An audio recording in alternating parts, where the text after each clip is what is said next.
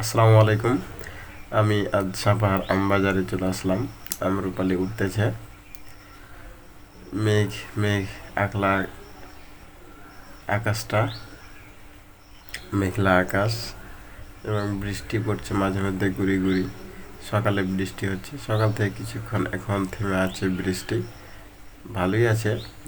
আর এই যে এদের ব্যবসা, তাদের ব্যবসা তারা চালিয়ে যাচ্ছে ঠিকঠাক। এটা সাপাহার ওয়ালটন মোড় থেকে 0 পয়েন্টের দিকে যাচ্ছি। আমের বাজার অনেকটা নিম্নমুখী, ঊর্ধ্বগতি না, যেটা কৃষকের প্রাপ্য চাওয়া সেটা পাচ্ছে না। এটা হচ্ছে 0 পয়েন্ট।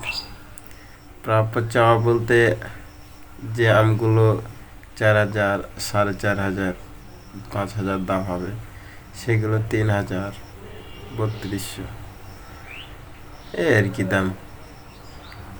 আজকে আমি দেখলাম ব্যানানা আমটা সর্বোচ্চ হাই 4,000 পর্যন্ত গেল দেখলাম।